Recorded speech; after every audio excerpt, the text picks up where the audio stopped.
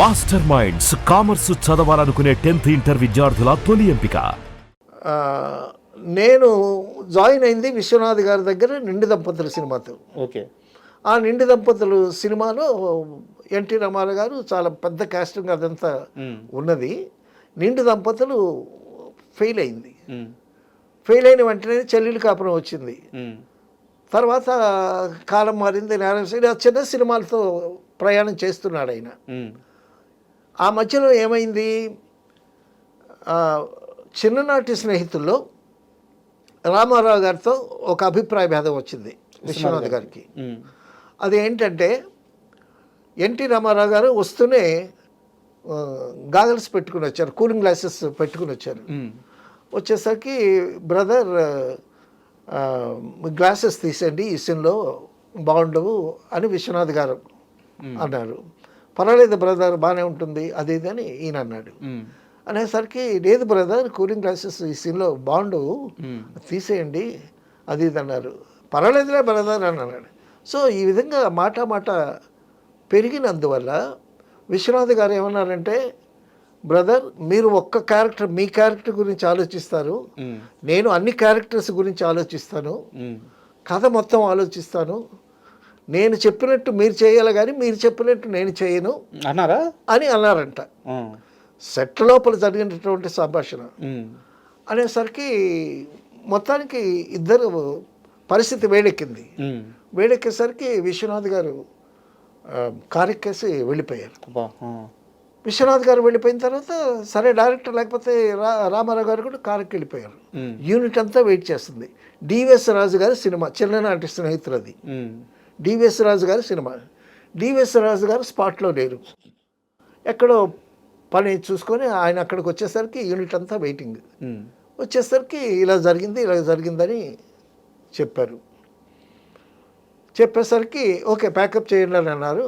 అయిన తర్వాత ఒక 2 రోజులు గ్యాప్ ఇచ్చి డివిఎస్ రాజు గారు విశ్వనాథ్ గారి దగ్గరికి వచ్చి, విశ్వం అంటారు ఆయన, పెద్ద ఆయన కదా డివిఎస్ రాజు గారు, విశ్వం నువ్వు చాలా పైకి రావాల్సిన మంచి భవిష్యత్తు ఉంది నీకు, ఒక చిన్న విషయంలో నువ్వు కాంప్రమైజ్ అయితే అది ఆయన గ్లాసెస్ పెట్టుకున్నా పెట్టుకోకపోయినా సీన్ బాగాలేకపోతే అది నాకు నష్టం కానీ నీకు నష్టం లేదు, ఆయనకి నష్టం లేదు, కాబట్టి పెద్దలతో కొంచెం సర్దుకుపోవాలి అని నచ్చ చెప్పారంట.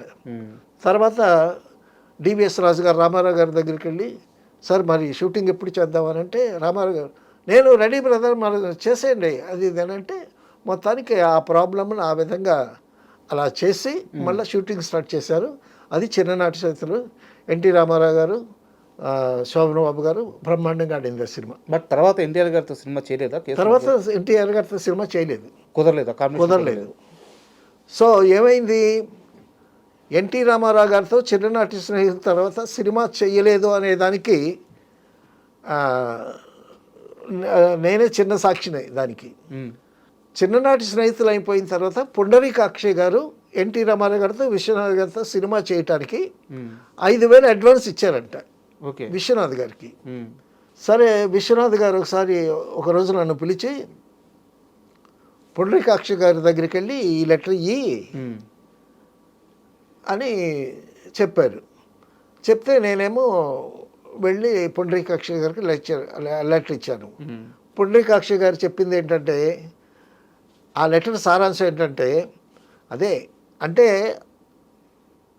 ఆ సినిమా ఉందా లేదా నాకు కానీ ఈయన క్లారిఫై తెలుసుకోవటానికి కోసం నన్ను పంపించాను అనమాట. 5,000 అడ్వాన్స్ ఇచ్చారు కదా, సో ఆ అడ్వాన్స్ అకౌంట్స్ పర్పస్ కోసమని ఒక స్లిప్పు కావాలని ఏదో అడిగారు ఆయన. ఆ డీటెయిల్స్ ఆ లెటర్లో ఉన్నాయన్న.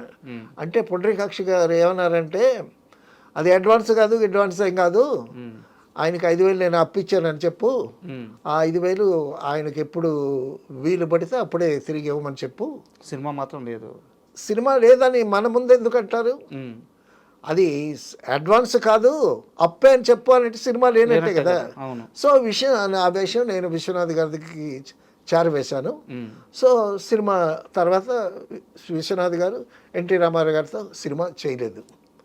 సో ఎన్టీ రామారావు గారితో ఒక అభిప్రాయ భేదం, చిన్న వివాదం వచ్చిన తర్వాత ఎన్టీ రామారావు గారి సినిమాలు విశ్వనాథ్ గారికి లేవు.